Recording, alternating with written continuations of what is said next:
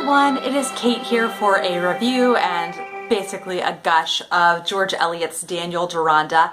I finished this, I think like a week and a half ago, and this was definitely a challenging read for me. It was a challenge. It came more easily to me than Middlemarch did, but once I got, kind of stuck in about 250 pages, I started to feel like, okay, this is definitely a challenging read, but above all, a rewarding read. So this, I just love coming out of a classic like this because it's a classic that I get to the end of it and I'm like, okay, this is why I read classics. This book is going to stick with me for many, many years, and I'm definitely going to be rereading it at some point again in my life, if not, more than one time.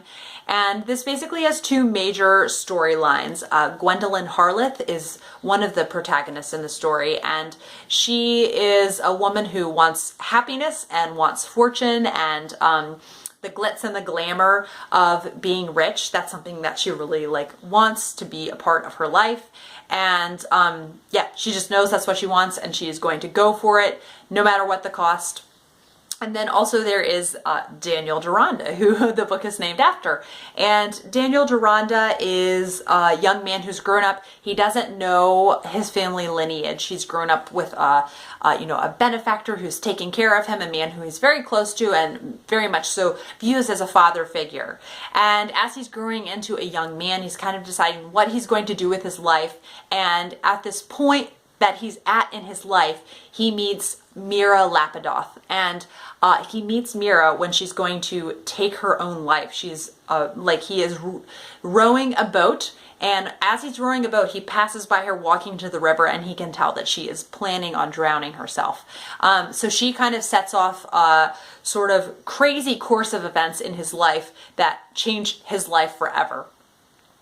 In addition to this, there is going to be some romantic intrigue, of course, with Daniel and figuring out who he loves and what kind of life he wants, just coming into his own, all while choosing, who he wants to love. This book I really loved this book. It was, like I said, it was challenging. There were many times when I was like, okay, I feel done. But typically I would read about 30 pages. I would take the weekends off and I would read about 30 pages on weekday afternoons. That was about an hour of audiobook or physical copy, just whichever I felt I felt in the mood for that day. But it made me think every single day. It was so thought-provoking, and the characters felt so flesh and blood, and Gwendolyn to me was such a fascinating character. She was very different than me, but such a fascinating character. One gripe I do have with this that Katie from Books and Things talked about is that George Eliot writes about all the wrong characters. So I definitely wanted more with Mira. I wanted to know her so much, and then also when Daniel rescues her, he has a good friend named Hans Merrick, and he takes her to the Merrick household where it is a widowed mother, and then she's living with her 3 daughters while Hans is away, and they take Mira in, and they were such a fun family, so lively, so jovial, so loving to one another, and I really wanted kind of a whole book with the Merrick family. They felt what am I wanting to say? Just more prudent and wise family than the Bennets from Pride and Prejudice. So I feel like Jane and Lizzie are pretty wise and prudent, but not really the rest of their sisters. So it felt like the Bennet family 2.0, if I would have adored all of the sisters in the Bennet family. So anyhow, I love the Merrick family and just their love for culture and art, and you just don't get enough of them. So I do agree with Katie, she writes about all the wrong characters, and so I was interested in Gwendolyn, but I really wanted to know just as much about Mira, and you don't get to know just as much about her. One thing that's really special about this is the love of music that you see in this. There are certain characters, such as Mira and Gwendolyn, who both want to sing. And it's really neat to just see how kind of art interacts with these characters, and art is kind of its own plot device. Another gripe that I do have is as Daniel is discovering his lineage and he rescues Mira before she takes her own life, Mira says that she is a Jew and she has run away, and he really becomes interested in the Jewish community. So then he kind of meets young Jewish men who are really interested in talking philosophy and other things, which is really fascinating for the Victorian era. I mean, this is before like the nation of Israel was a country, so it's just always a fascinating topic, kind of like this displaced nation. But the philosophical discussions were very long-winded. So that I just had to like, I definitely did audiobook for that, and I was listening and attentive, but I was very ready to be through with those. So I think maybe if like you're an expert in Jewish history, you will retain it all, you will be able to track with it all. But if you're not, like myself, then you're kind of going to be like overwhelmed. But like I said, so many fascinating characters. They felt very full-bodied, flesh and blood. One character in particular, Grand Court, is just so despicable and detestable. I honestly like felt sick to my stomach with some of the things, some of the scenes and just the things that he says. He was so detestable, but he's supposed to be detestable. So, you know, good on you, George Eliot, for doing that. In addition to that, there is lots of moral dilemmas in this. There is very much the questions of like, what is right? What is wrong? Do ends justify means? And it was just so fascinating. So definitely this did not feel like a typical Victorian plot.